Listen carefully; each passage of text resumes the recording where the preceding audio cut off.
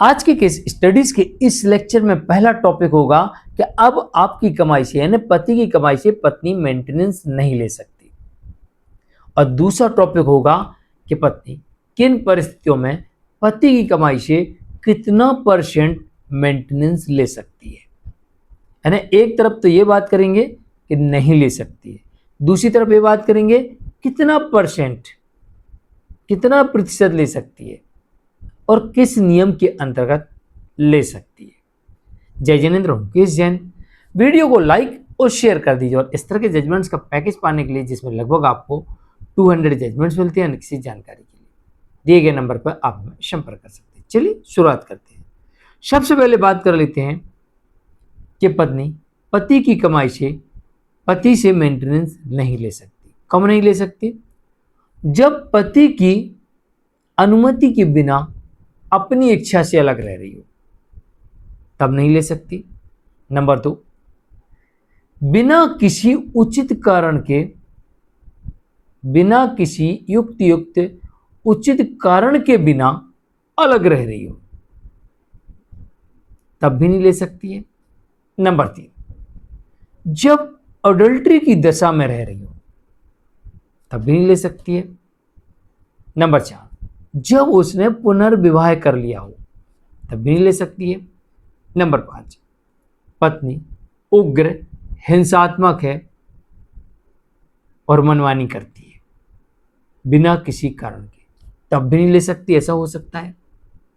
और नंबर 6, पत्नी के पास में पर्याप्त आय के साधन, तब भी नहीं ले सकती है। तो ये 6 बड़े कारण हैं जिसकी वजह से पत्नी पति से भरण पोषण नहीं ले सकती है। अब उस नियम की तरफ चलते हैं कि जहां पर कितने परसेंटेज पति की कमाई से पत्नी भरण पोषण ले सकती है। देखिए, आमतौर पर ऐसे जजमेंट देखे जाते हैं कि जो पति की कमाई होती है, इनकम होती है, उसमें से कोर्ट लगभग 20 से 30% भाग पत्नी को दे देती है।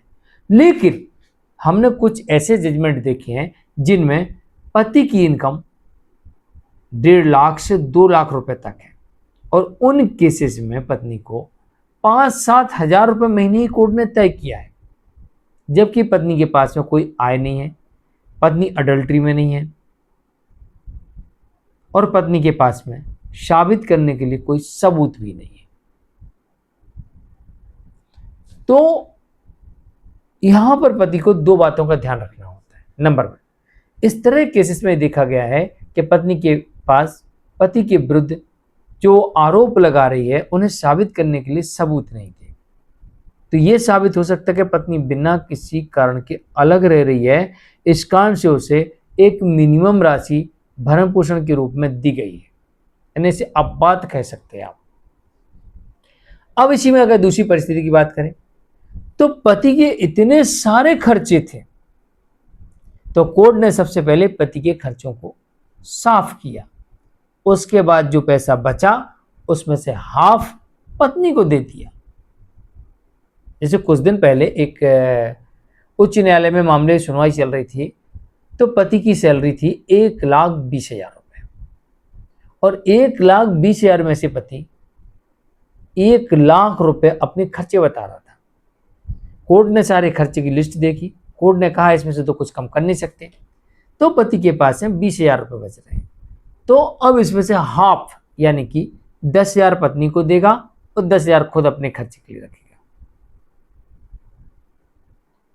तो यहां पर परसेंटेज नहीं चालू हुआ, यहां पर क्या चालू हुआ कि सबसे पहले कोर्ट को बताया गया कि हुजूर मेरी इनकम और हुजूर ये मेरे खर्चे विथ एविडेंस, जिसे हम कम कर ही नहीं सकते।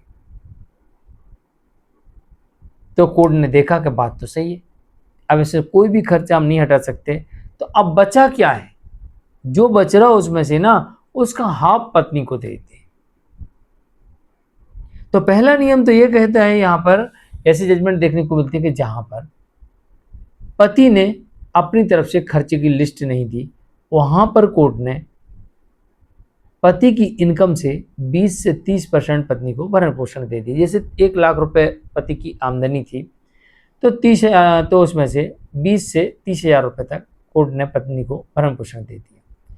लेकिन जहां पर पति ने खर्चे की लिस्ट दे दी, वहां पर परसेंटेज कोड ने हटा दिया, वहां पर ये देखा कितना बच रहा है और उसमें से एक भाग पत्नी को दे दिया। तो कुछ इस तरह से भरण पोषण के मामले में कोर्ट आदेश करती है। केस जैन, आज के लिए इतना ही। नमस्कार।